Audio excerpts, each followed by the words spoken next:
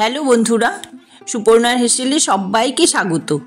আজকে আমি বানাবো খুব সহজ পদ্ধতিতে ছোলার ডালের ডালপুরি। তা চলো সময় নষ্ট না করে আজকের রেসিপিটি বানিয়ে নিই।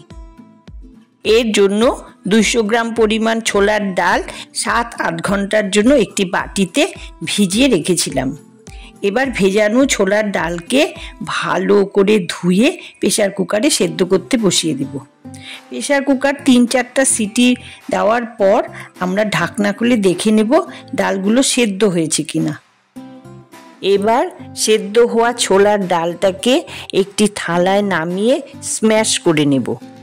এখন একটি কড়াইয়ে 1.5 চামচ সর্ষের তেল গরম করে একটু হিং, একটু কাঁচা লঙ্কা কুচি আর একটু আদা বাটা আর 1 চামচ জিরের গুঁড়ো দিয়ে শুকনো করে ভেজে নেব। বন্ধুরা, এক্ষেত্রে আমি তেলটা একটু কমই দিয়েছিলাম, কারণ বেশি তেলে হিংটা পুড়ে যাওয়ার সম্ভাবনা থাকে। এখন ওই ভাজা মশলার মধ্যে 2 চামচ সর্ষের তেল দিয়ে একটু নাড়াচাড়া করে নেব।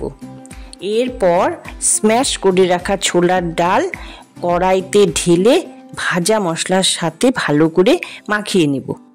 এবার সামান্য লবণ অ্যাড করে 2-3 মিনিট লো ফ্লেমে একটু ভাজা ভাজা করে নেব।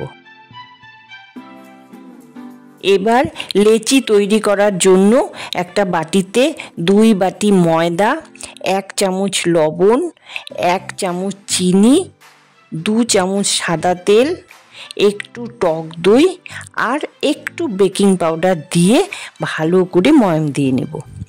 এবার সামান্য সামান্য করে জল দিয়ে মাখতে মাখতে একটা ডো তৈরি করে নেব।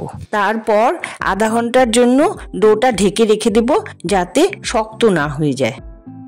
তারপর একটু বড় সাইজের লেচি কেটে তার মধ্যে ছোলার ডালের পুর ভরে বেলে নেব।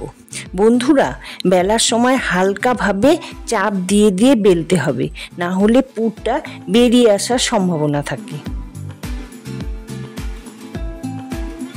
এবার একটি কড়াইয়ে পরিমাণ মতন সাদা তেল গরম করে এক এক করে ভেজে নিলেই তৈরি হয়ে যাবে ছোলার ডালের ডালপুরি।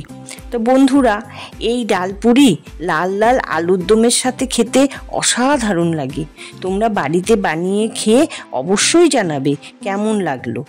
আর এই লাল লাল আলুর দমের রেসিপিটা ওপরে আই বাটনে দেওয়া আছে, তোমরা দেখে নিও। তবে আজকের মতন চলি তাহলে, টাটা।